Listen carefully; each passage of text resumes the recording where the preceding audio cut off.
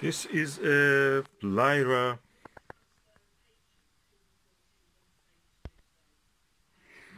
102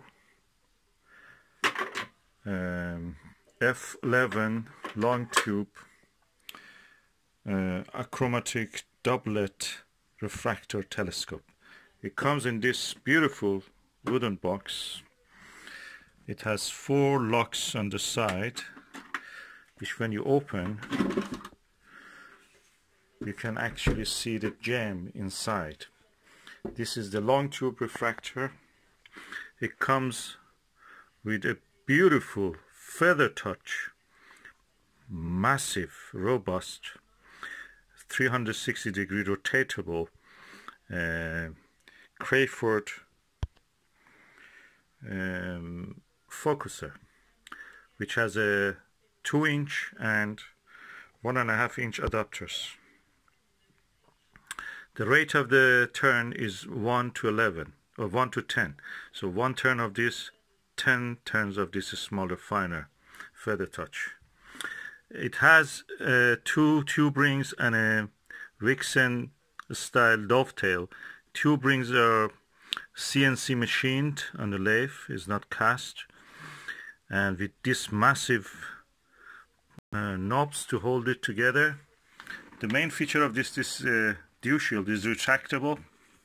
It can be turned. There's a screw on the other side, and that screw locks the dew shield in when it is retracted, and when you extend it, it again locks it in place. Perfect, because that makes the tube smaller when you want to store it during the storage. And it comes with this beautiful box. So this is a premium quality telescope refractor, perfect for astronomical observation. Contrary to what you may think, if you use and you may think that this is a narrow field telescope, definitely, of course, for planetary when you use the 1.25 inch focuser. But if you put a 2-inch focuser here, 2-inch adapter here, with an eyepiece and diagonal for 2-inch, it gives you 2.5 degrees of field of view maximum. Think about it, that's around 5 times the width of the moon. It practically can fit almost the width, visible width of the Andromeda galaxy, which is around 3 degrees. So that's perfect for also using as an astrophotography tool. I've tested it under the sky with the planet Venus. Perfect, no chromatic aberration at all. Sharp stars, pinpoints, edge to edge, and really good quality. And the box is a bonus. You don't need a bag for this. You just store it like that.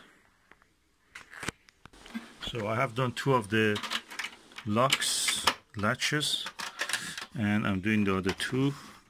Perfect. Lyra, beautiful telescope. And you can buy it also under the label of the telescope systems or telescope service. Really good box, really. 2 handles also, you can pick it and install it and carry it. And I use it with a Dobsonian mount, I will show you later. So not bad for a refractor which is f11. This is a Lyra 102 f11 refractor telescope. It has a dual speed focuser, Crayford focuser, and I've installed it on this Dobsonian mount. It's around 4 kilograms, so it can take easily. This Dobsonian can take up to 8. I put the Skywatcher Max at 150 piece Sky Max. That is around 8 kilograms with all the additional things attached to it. It has a very bright image. I can see easily. It's like, first of all, it is like a upper chromat. I don't see any color fringe or anything. I'm looking at the planet Venus, absolutely clear. And it shows the phase, although that is the planet is not behind some branches of tree, but it can resolve it into a phase that you can see. So very impressed. Yeah, of course the camera cannot show the real beauty of the what I can see. Yeah, of course the camera cannot show the real beauty of the now I'm using the Takashi MCLE 18mm eyepiece. The image quality is superb. Of course I'm using this Lyra Refractor 102. It's achromat, but the image quality is equal to achromat or semi-achromat ED ones. And I'm looking at the planet Venus. I can clearly see the phase of it. Then I can see the details. Can practically start to see details in that image. Now I'm using the Takashi 8mm. Oh no, 2.5mm, 12.5mm. I can see the details on the crescent of the Venus. Camera cannot show it unfortunately, but it's visible there. And this is despite the fact that the Venus is shining through the branches of the tree, dense branches. I'll show you how it looks. That's what it is. And if you can see, the branches are there. If I move you see the branches are blocking the planet flicks. Yeah. And it passes. I'm just moving my hand around 20 centimeters and just affects that. The image quality with Lyra is so good. The stars are so bright with this. The tiniest stars, I could not see them in the 5-inch Skywatcher 120. Skywatcher Star Traveler 120. But with this one I can see it. It's just 4-inch. F11. An amazing piece of engineering. It's made in China. Beautiful. Better than the Unitron which was made in Japan. Technology, everything is transferred, you know, it's like a soul. It's like a wind. Can go anywhere. Now the technology is in the Unitron is built in China. Look at this CNC machined. Lovely. Tube rings. 4-inch. And it's all here. This is a Skywatcher 60 by 30, I think, 6 by 30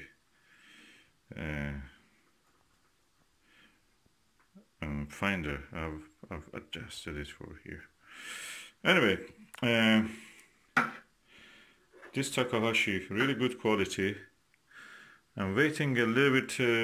Venus comes out of the leafy parts, and so I can actually go and have observation without the leaves changing from time to time that cause a little bit disturbance.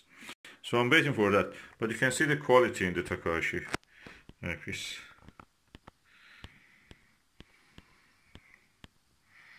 Beautiful eyepieces.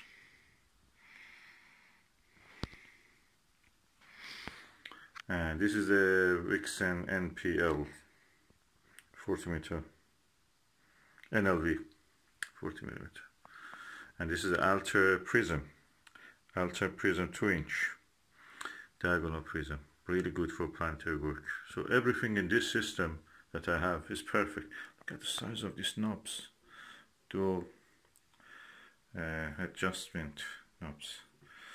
So really good. I'm looking forward to the rest of the session when the planet Venus passed from the tree, so I can go and observe it. This is a Lyra 102 F11 telescope, refractor telescope. It has some features which I'd like to mention. First of all, this is a long tube telescope. It's a achromatic telescope, but because it has a long focal length, it's a doublet lens, of course, in front. Practically, it acts and works like a upper chromat, meaning that there is no color fringe or chromatic aberration, as we call it. The other feature of it is that beautiful, smooth feather touch Crayford dual speed focuser. That just on its own is a lot. That's probably costs around 150–60 pounds on its own. Then we come to the tube rings. These tube rings are CNC machined. So they are not cast, they are CNC machined to precise measurement by a CNC lathe machine. And as you can see, the dust cap has a nice shape. You can just attach it and remove it easily, and it's twisty. You have to twist. There's a screw top. The dew shield retracts. You can bring it down to here, so practically the length of the tube will be reduced, and you can lock it in the position, either being the extended or retracted. I've installed it on this Dobsonian mount for a Skywatcher SkyMax Flex Tube 130p, which can take up to 8 kg, but this is only 4 kg with the alter prism diagonal that I've added, and the Skywatcher, I think 60 by 30 or 60 by 9, I think, yeah. Or yeah, that's the 50 by 6 probably. I have to look at it. With this and the eyepiece and everything, it weighs around 5 kilograms. And as you can see, I've just put it on the table. I'm having my breakfast, looking at the moon. I finished another painting. It's during the coronavirus lockdown, so this is what we can do.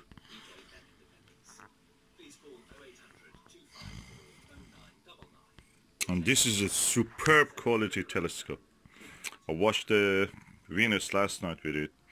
Perfect, no color other than the pure color of the planet itself. No color aberration, no chromatic aberration. Beautiful. And I'm surprised by the quality of this Vixen NLV 40mm eyepiece. Perfect to the edge.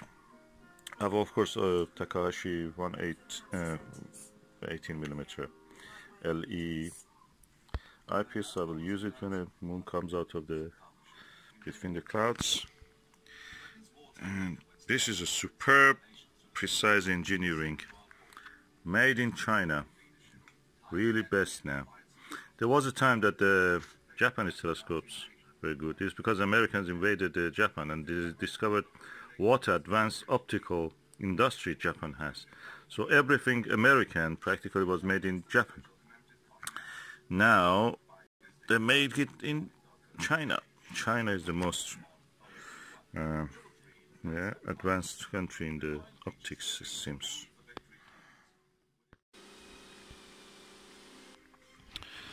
The movements of this telescope and this Dobsonian mount is so smooth. It's because the weight is right for this. It's butter smooth. Well, more now on lockdown. The next question of whether to wear face masks. We're joined by the Welsh Health Minister, Vaughan Gething. Thank you very much indeed for being with us. Perfect. What's your view on face masks? Well, at the moment we've got pretty clear evidence and advice from the 40 mayors across the UK. Okay, we loosen up this screw and then the dust cap, sorry, the dew shield will come down. Let us go and have a look in the mirror and the lens. 102mm of achromatic doublet lens.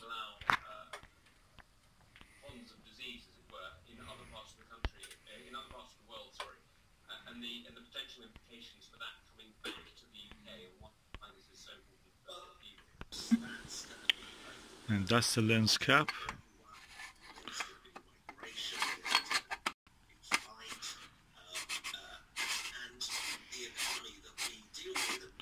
Completely protected now.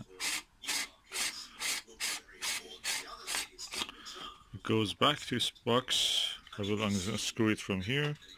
I'll remove the star diagonal. And that's it. That's what will be done. We get ready to do some more painting here in the coronavirus lockdown.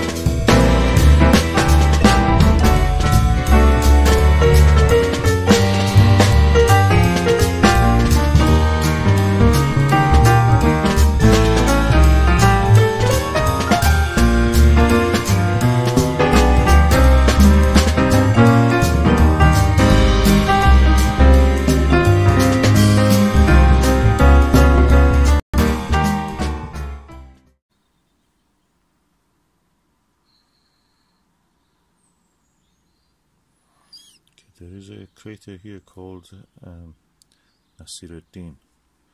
That's the crater which I'm now zooming on it. Tiny one at the end of the three craters which are joined together. It's called Nasiruddin after the Iranian astronomer.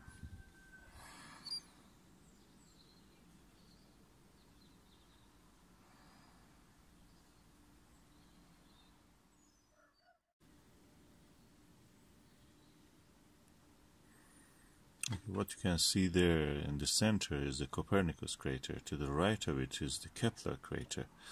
And the dot, tiny dot to the right of that Kepler, near the edge of the white area, where the down to it a little lower is a black dot, that's Grimaldi. That tiny white dot is the magnetic anomaly called Rainer Gamma, or Rainer Gamma. As you can see, the thin layer of cloud exists in the sky. Is moving. It's mist practically. And yeah, the Italy shaped area to the top is the Jura Mountains, and you can see a tiny dot also in the Jura Mountains called Plato, actually, crater Plato, the philosopher.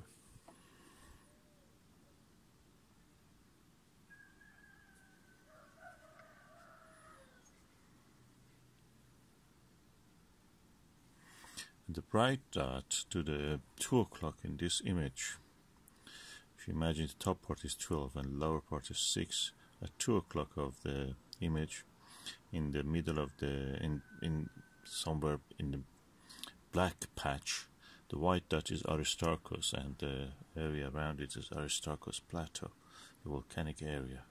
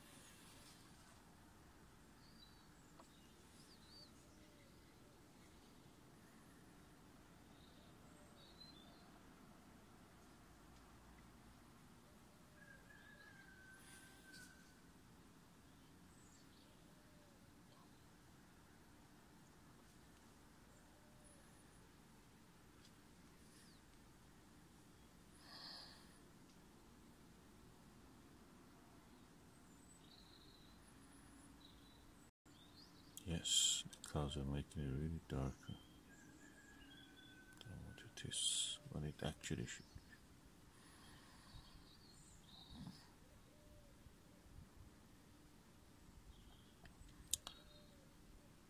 be. Yeah, and the circular feature, black circular feature at the top at 12 o'clock is the big black circle. Is the Mare